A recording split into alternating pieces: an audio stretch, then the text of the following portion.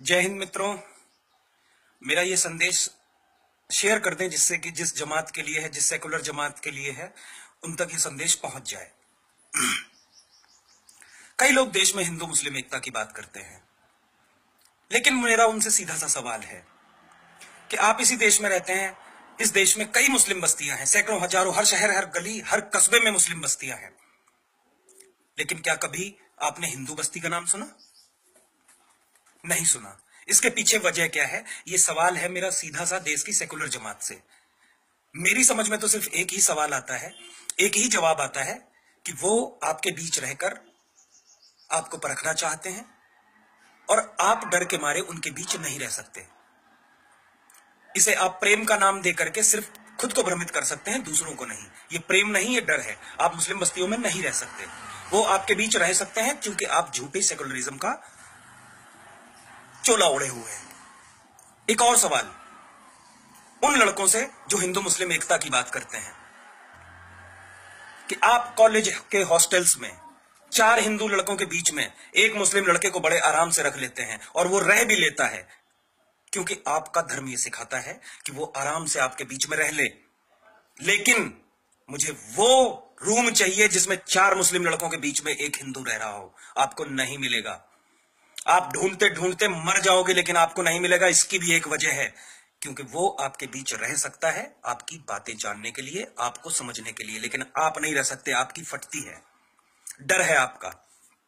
अगला सवाल मेरा मुस्लिम लड़कियों से।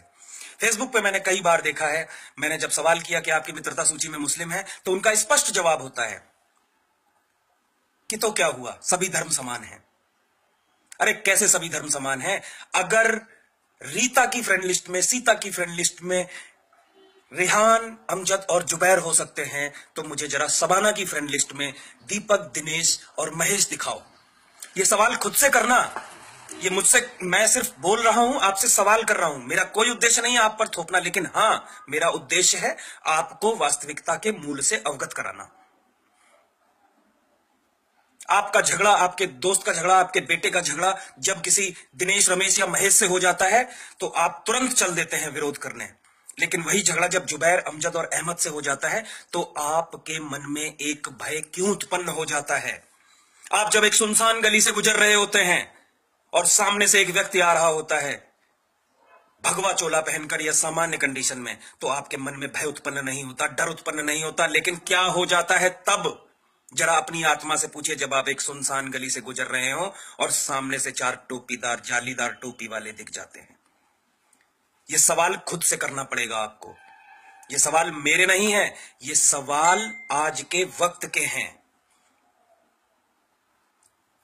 आखिर अगर कोई मुसलमान अच्छा है, मुसलमान भाई, तो ढूंढ के लाइए अपने उस भाई को और कहिए कि भैया ये देश, जब संविधान इस देश में लागू है, इस देश में जब हमारा धर्म, हिंदू धर्म, गीता के से नहीं चलता, तो आप सरिया से क्यों चलाते हैं? लड़कियों और लड़कों, आप पूछिए उनसे कि अगर इस देश में मुझे एक बीवी रखने का अधिकार है, तो मेरे साथ में खड़ा व्यक्ति 4 बीवियां कैसे रख लेता है? कौन से अधिकार से रख लेता है? क्या आपके मन में कभी यह सवाल नहीं उठता? अगर ये उठता है तो आपको स्वयं से पूछना चाहिए कि आप किस देश में जी रहे हैं। एक तरफ आप, उन मर्दों से मेरा सवाल है कि आपका तलाक हो जाता है तो आपको सालों कोर्ट के चक्कर लगाने पड़ते हैं, लेकिन वहां तो तलाक तलाक तलाक बोल के काम खत्म कर दिया जाता है। कौन से कानून के हिसाब से? ये ऐसे सवाल हैं जिन्हें हर व्यक्ति को दूसरे से पूछना पड़ेगा, एक दूसरे से पूछना पड़ेगा। लड़का हो, लड़की हो, महिला हो, औरत हो, बुढ़ा हो, जवान हो। आखिर क्या है इस देश में कि मैं जो मंदिर में दान दे करके आता हूं 10 रुपए, उसमें से 4 रुपए सरकार ले लेती है, जबकि उनके पास एक भी मस्जिद मदरसे का खाका नहीं है कि उसमें क्या आया क्या गया।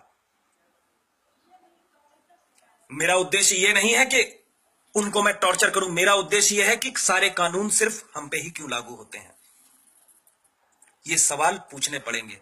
मैं तो जग गया हूं। मेरा उद्देश्य है ज्यादा से ज्यादा लोगों से ये सवाल पूछें और लोगों को जागरूक करें। बहुत जल्द ही इसको लेकर के सड़कों पर युवाओं का एक आंदोलन आने वाला है, जिसमें आप सभी का मुझे पूरा सहयोग चाहिएगा।